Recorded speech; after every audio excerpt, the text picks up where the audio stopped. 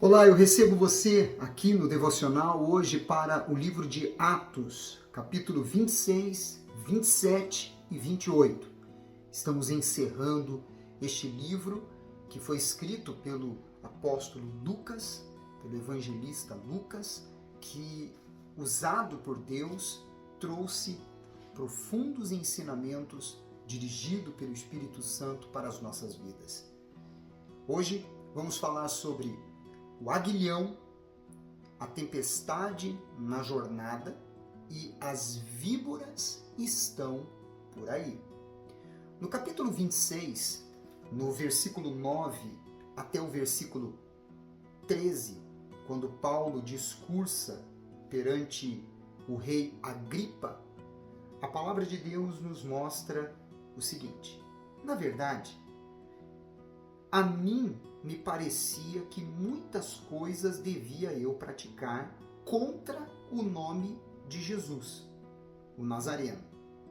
E o apóstolo Paulo continua falando: e assim procedi em Jerusalém. Havendo eu recebido a autorização dos principais sacerdotes, encerrei muitos dos santos nas prisões, e contra estes dava o meu voto, quando os matavam. Muitas vezes os castiguei por todas as sinagogas, obrigando-os até a blasfemar. E demasiadamente enfurecido contra eles, mesmo por cidades estranhas, os perseguia. Com estes intuitos, parti para Damasco, levando a autorização dos principais sacerdotes e por eles comissionado. Ao meio-dia, ó rei, indo eu caminho afora, vi uma luz no céu, mais resplandecente que o sol, que brilhou ao redor de mim e dos que iam comigo. Você observou que o apóstolo Paulo, ele foi inúmeras vezes detalhista em quem ele era, o comportamento que ele tinha, como ele procedia para com os cristãos antes dele ser transformado pelo Senhor Jesus? Sabe por quê? Porque ele não tinha vergonha de testemunhar quem ele era. Você não pode ter vergonha de testemunhar quem você era no passado. Se ele já não faz mais parte de sua vida, a vida que você tinha, o comportamento que você tinha, pois o Senhor Jesus Cristo te deu uma vida nova. A sua transformação, como a do apóstolo Paulo, enaltece o poder e a misericórdia do nosso Deus. Lá no versículo 14, depois dele falar sobre esse encontro que ele teve com o Senhor Jesus no caminho de Damasco, o Senhor Jesus disse para ele assim, e ele então declara ao rei Agripa: e caindo todos nós por terra, ouvi uma voz que me falava em língua hebraica: Saulo, Saulo, por que me persegues? Dura coisa é recalcitrares contra os aguilhões. O aguilhão era uma vara com uma ponta aguda de ferro para conduzir e orientar o gado. O aguilhão importunava os bois, fazendo-os andar mais rapidamente, caso diminuíssem o passo enquanto estavam arando a terra. Os agricultores antigos os ferroavam apenas o suficiente para movê-los na direção certa. Os bois que reagiam contra o aguilhão, dando-lhes coices, muitas vezes ficavam feridos.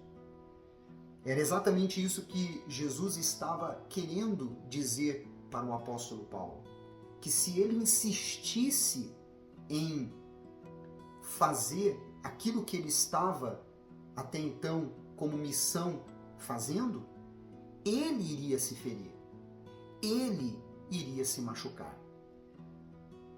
Essa expressão tornou-se um provérbio em referência aos que resistem à autoridade. Aquele que desafiasse os deuses era como um boi que dava coice no aguilhão.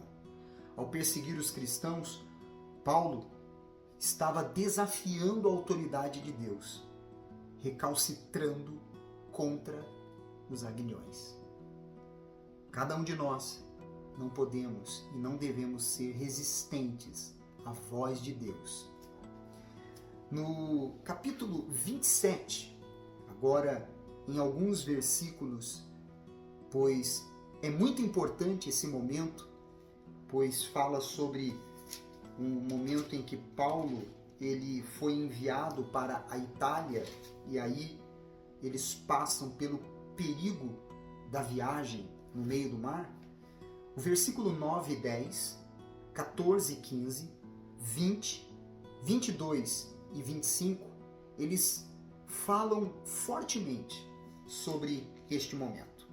Depois de muito tempo, tendo se tornado a navegação perigosa e já passado o tempo do dia do jejum, admoestava-os Paulo, dizendo-lhes: Senhores, vejo que a viagem vai ser trabalhosa, com dano e muito prejuízo, não só da carga e do navio, mas também da nossa vida.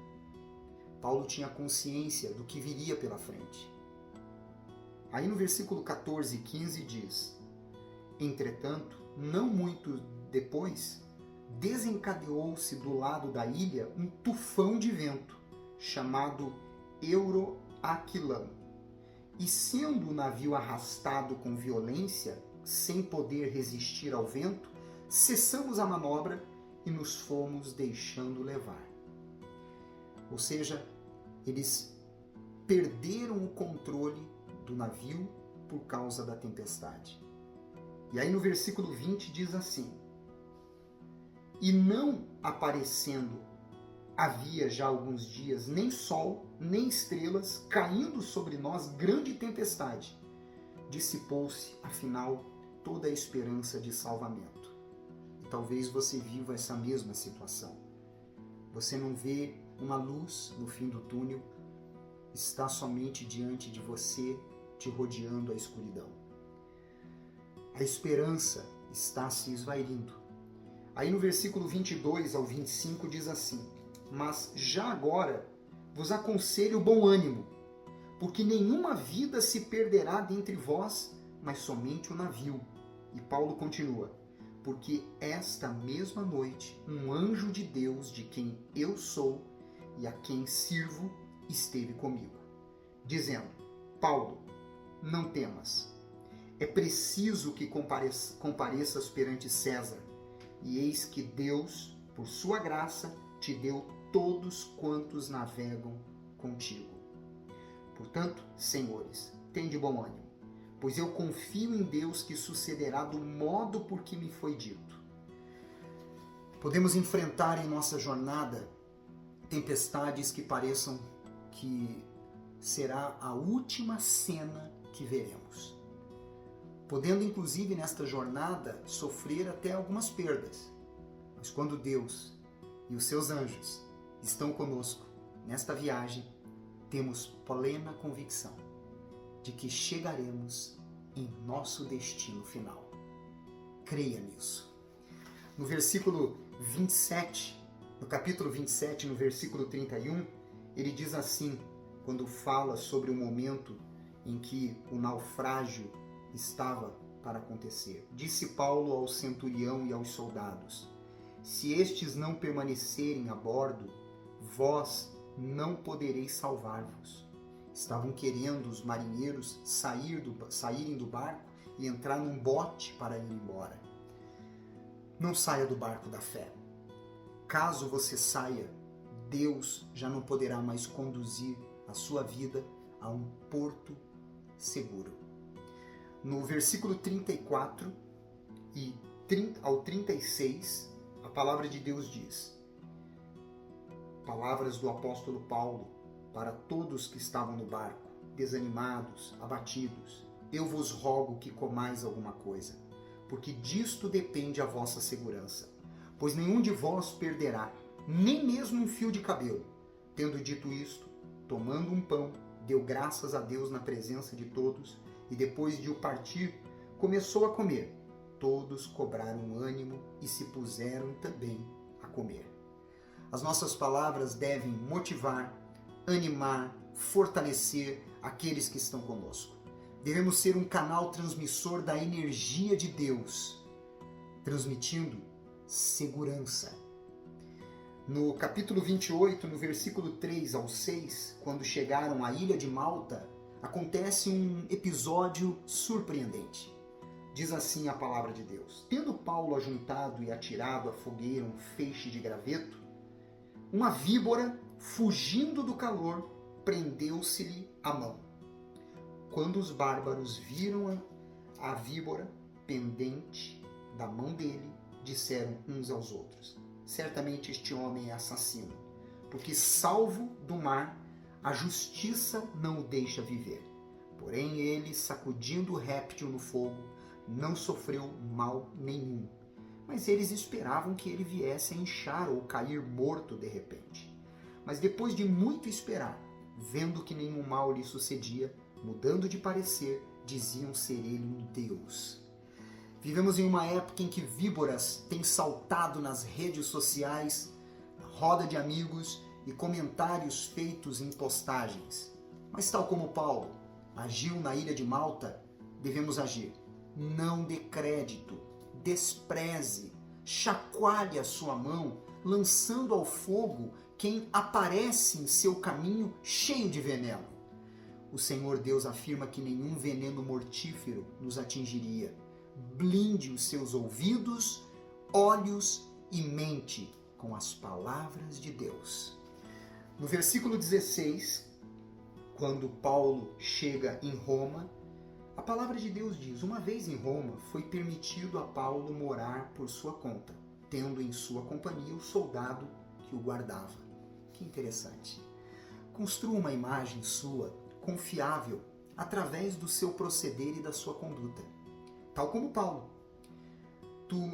No transcurso da viagem, Paulo havia dado conselhos, advertido contra o motim secreto, incentivado os passageiros, sobrevivido a uma picada de cobra, curado o pai de um oficial romano quando chegaram naquele lugar. Paulo chegou como prisioneiro herói.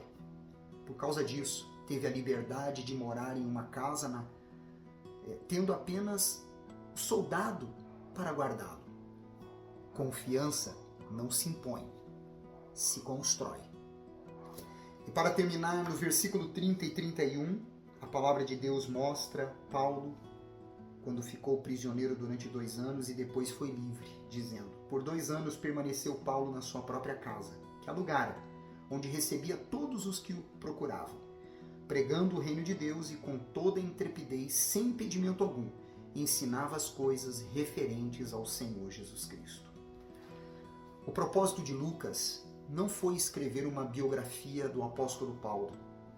Os seus comentários finais simplesmente resumem o livro. O Evangelho foi proclamado em Jerusalém, na Judéia, Samaria e no mundo romano. A conclusão, um tanto abrupta, leva a supor que a história iniciada no século I continuaria sem impedimento até a segunda vinda de Cristo. E assim, nós encerramos o livro dos Atos dos Apóstolos. Agora, vamos entrar na epístola a Éfeso, a igreja de Éfeso. E vamos entrar nesta epístola por quê? Porque nesses 2 anos que o apóstolo Paulo ficou aqui em Roma, preso, foi quando ele escreveu o livro de Efésios. E outras epístolas também que vamos percorrer por elas. Compartilhe esse vídeo com o máximo de pessoas que você puder. Amanhã eu volto com você. Que Deus te abençoe. Você é especial para Deus.